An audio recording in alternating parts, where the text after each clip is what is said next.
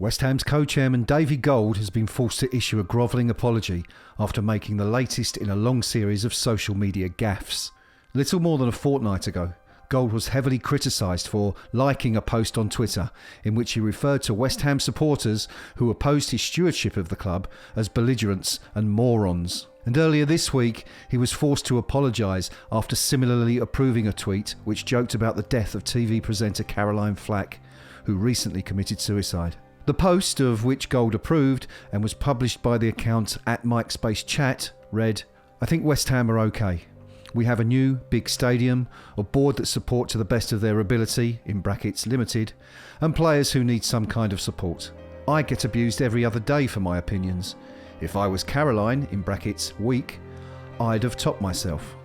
Unsurprisingly, given the nature of the post, Gold's approval was condemned by many, and not only West Ham United supporters. Fans group WHU ISA led the charge by accusing the 83-year-old of bringing shame upon the club. "This again is not okay at all, David Gold," read their response.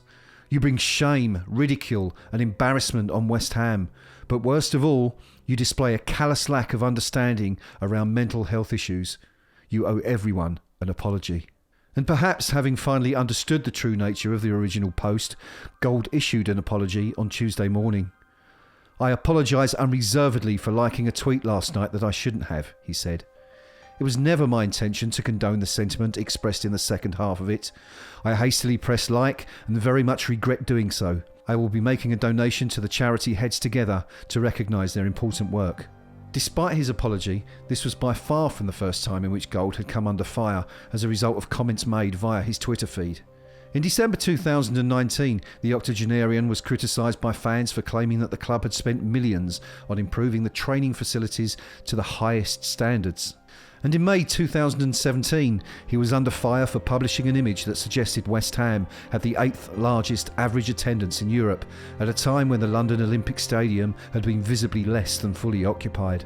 Little more than a year earlier, in January 2016, Gold suffered similar complaints when he retweeted a message from an account named Jackmate that referred to West Ham's on-loan defender Carl Jenkinson as utter wank.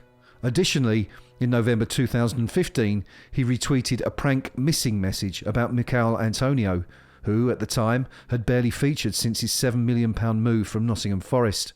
Earlier that year, Gold welcomed Pedro Obiang to the club. At the same time, he published a picture of fellow black player Angelo Ogbonna. That tweet was swiftly deleted once his mistake was realised. And back in July 2014, Gold apologised once again after retweeting a message calling for the dismissal of then West Ham manager Sam Allardyce, an error he blamed on having just completed a 33-hour flight from New Zealand. As a result of his repeated gaffes over the years, many fans have urged Gold to close his Twitter account in order to save both him and the club further embarrassment. "I think it is definitely time that Gold withdrew his involvement in social media," wrote KUMB Forum member Believer. "Not only is he bringing shame upon himself, he is highlighting our club in his personal battle to try and justify his and the board's existence. Between him and Karen Brady, the amount of times that West Ham United are in the news regarding matters not associated with our club is embarrassing.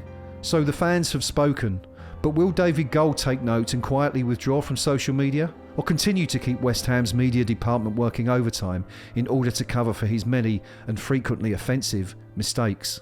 That, of course, remains to be seen."